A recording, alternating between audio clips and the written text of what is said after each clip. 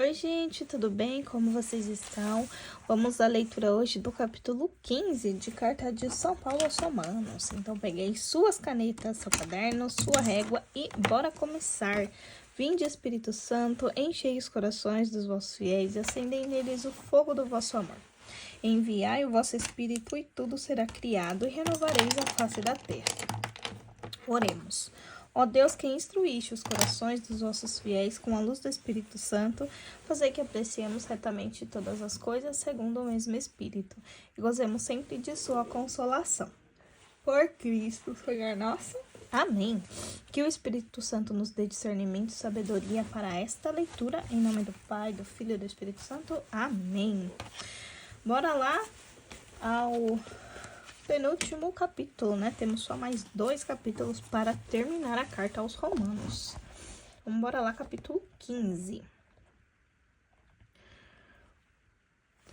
Capítulo 15, versículo 1 já começa com ordem.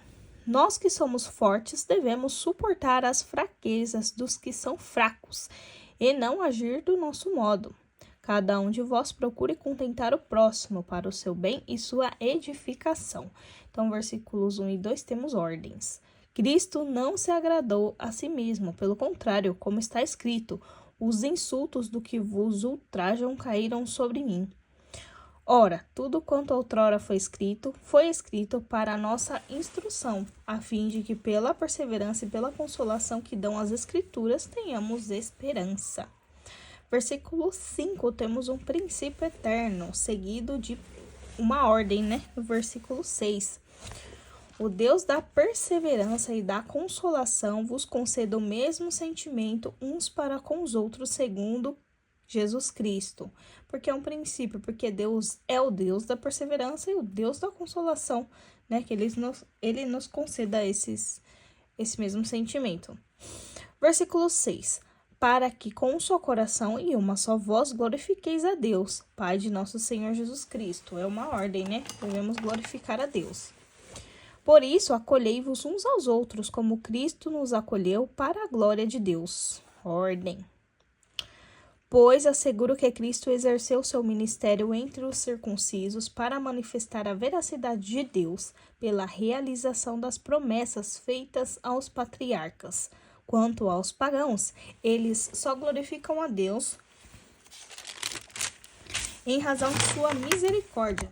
Como está escrito, por isso eu vos louvarei entre as nações e cantarei louvores ao vosso nome. No outro lugar diz, alegrai-vos nações com seu povo, que é a ordem, né? Alegrai-vos nação com seu povo, que no versículo 10 temos uma ordem. E ainda diz, louvai ao Senhor nações todas e glorificai todos os povos. Isaías também diz, da raiz de Jessé surgirá um rebento que governará as nações. Nele esperarão as nações. É uma promessa, né? Seguida de outra promessa. O Deus da esperança vos encha de toda a alegria, de toda a paz da vossa fé, para que pela virtude do Espírito Santo transbordeis de esperança. Versículo 14. Estou pessoalmente convencido, meus irmãos, de que estáis cheios de bondade, cheios de um perfeito conhecimento, capazes de vos admoestar uns aos outros.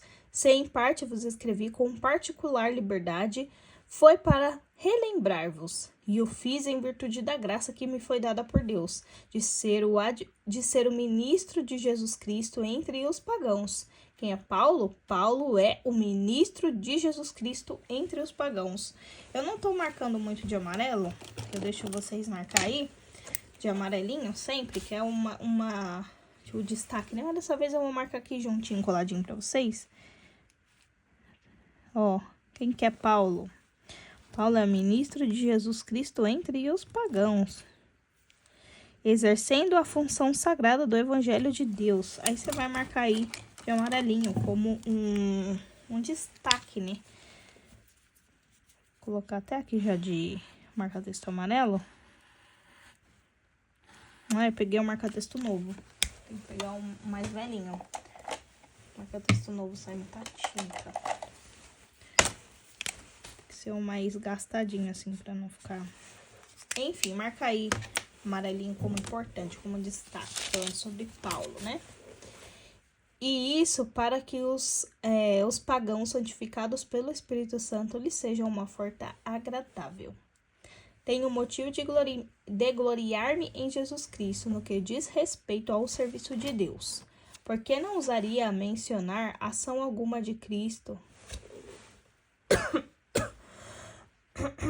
Porque não ousaria mencionar ação alguma que Cristo não houvesse realizado por seu ministério, para levar os pagãos a aceitar o Evangelho, pela palavra e pela ação, pelo poder dos milagres e prodígios, pela virtude do Espírito, de maneira que tenho divulgado o Evangelho de Cristo desde Jerusalém e suas terras vizinhas até a Ilíria. Eu me empenhei por anunciar o Evangelho onde ainda não havia sido anunciado o nome de Cristo, pois não queria edificar sobre fundamento lançado por outro. Fiz bem assim como está escrito. Irão vê-las aqueles os quais ainda não tinham sido anunciado. Chegarão a conhecê-lo aqueles que dele ainda não tinham ouvido falar. Promessa, né? Foi isso que muitas vezes me impediu de ir ter convosco. Mas agora já não tenho com que me ocupar nessas terras. E como há muitos anos tenho saudade de vós, espero ver-vos de passagem quando eu for à Espanha. Espero também ser por vós conduzidos até lá, depois que eu tiver satisfeito ao menos em parte o meu desejo de estar convosco. Mas no momento vou a Jerusalém para a ajuda dos irmãos. A Macedônia e a Acaia houveram por bem fazer uma coleta para os irmãos de Jerusalém que se acham em pobreza. Houveram-no por bem, aliás, o devem a eles, pois se os pagãos têm parte nos bens espirituais dos judeus, devem, por sua vez, assisti-lo com os bens materiais. Logo que eu tiver desempenhado essa incumbência e lhes tiver feito entrega fiel dessa colheita, irei à Espanha, passando por vós. E sei que quando for ter convosco, irei com todas as riquezas das bênçãos de Cristo. Rogo-vos, irmãos, em nome de nosso Senhor Jesus Cristo e em nome da caridade que é dada pelo Espírito, combatei comigo, dirigindo vossas orações a Deus por mim, para que eu escape dos infiéis que estão na Judéia e para que o auxílio que levo a Jerusalém seja bem acolhido pelos irmãos. Então poderei ir ver-vos com alegria e, se for da vontade de Deus, encontrar no nosso meio algum repouso.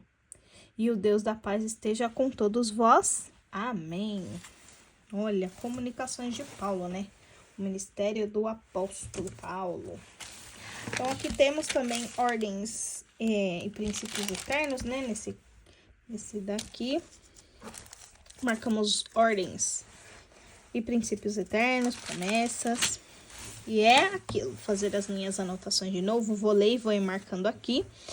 E temos só mais um capítulo, que é o capítulo 16, aqui com o título de recomendações. Então, vou fazer as minhas orações, vou ler novamente, né? Tirar uma mensagem do que Deus falou comigo neste capítulo aqui, uma ação do que eu posso fazer, né? Todas essas recomendações aqui. E nos vemos no próximo vídeo, no último vídeo, né, da carta de São Paulo aos apóstolos. Deixe aí nos comentários o que você achou, compartilhe para que mais pessoas possam vir estudar com a gente e até o próximo!